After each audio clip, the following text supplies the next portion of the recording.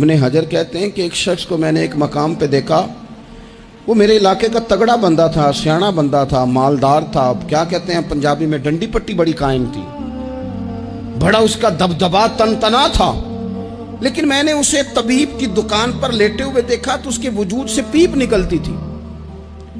میں نے اسے کہا یار تیرے نام سے تو لوگ خوف زدہ رہتے تھے، تیرا نام لے کے تو لوگ بچوں کو ڈرایا کرتے تھے، تیرے سے انسلاک رکھنے والے تو بازاروں میں گردنیں اونچی کر کے چلتے، تجھے کیا ہوا؟ تو کہنے لگا بس جب خدا کا حکم آیا، جب اللہ کی حکمت کا غلبہ ہوا، جب تک اس نے ڈھیل دی تو دی، لیکن جب وہ پکڑنے پہ آیا تو پھر حال یہ ہوا کہ ایک غریب مچھیرا مچھلیاں پکڑنے کے لیے دریا میں سارا دن بیٹھا رہا، اسے مچھلی نہ ملی، شام کو رو ہی پڑا کہ مالک میرے تو بچوں کے پاس کھانے کو بھی کوئی شے نہیں۔ تو ایک مچھلی شام کو بڑی محنت کے بعد ایک بڑی مچھلی اس کے ہاتھ لگی۔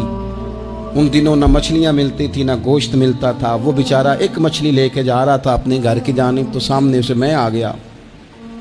جو طریقہ ہوتا ہے، کدھر لے کے جا رہے ہو، کہاں سے لی ہے؟ تو کہتے اس نے کہا صاحب مجھے پتا ہے آپ مجھ سے چھین لیں گے، لیکن میرے بچے صبح سے بھوکے ہیں، یہی میرا روزگار ہے، آج مجھے کچھ نہیں میسر آیا، میں نے اس مچھلی کو لیا ہے، مجھے تو بیچنے کو بھی کچھ نہیں ملا، پتہ نہیں مجھے پکانی کس طرح ہے، تو یہ ایک مچھلی میرے بچوں کی خوراک بنے گی، کل لوٹ لینا، پرسوں لوٹ لینا، تمہارا تو کام ہی لوٹنا ہے، چلو کچھ دن کے لیے ہاتھ روک لو۔ کہتے ہیں اس نے جب یہ کہا تو میں نے ایک تھپڑ مارا اور اس آدمی سے مچھلی چھین کر میں نے اسے پکڑ کے گھر لا رہا تھا میں، اس مچھلی نے، حالانکہ مچھلیاں کاٹا نہیں کرتی، کہنے لگا اس مچھلی نے ناخن پر میرے پورے پر تھوڑا سا کاٹا ہے،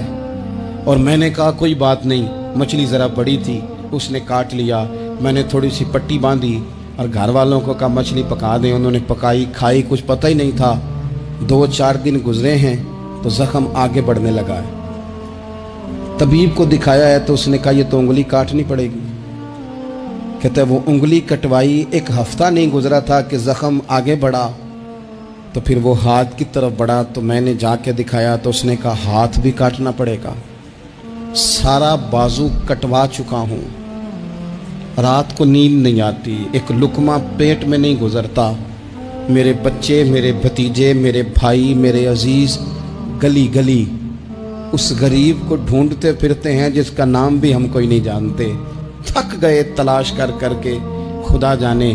کہاں چھپ گیا اللہ کی اتنی بڑی زمین میں، وہ ملتا نہیں، میں سو نہیں پاتا۔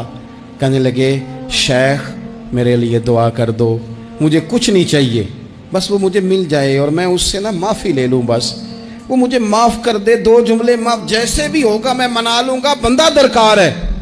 ابن حجر نے لکھا ہے، کہتے ہیں وہ تڑپتا رہا، روتا رہا، آہوزاری کرتا رہا، میں نے بھی اس کے لیے دعا کی کہ اللہ کرے وہ شخص تجھے مل جائے۔ پھر کچھ دنوں کے بعد مجھے کسی نے بتایا کہ مر تو گیا ہے تڑپ کے،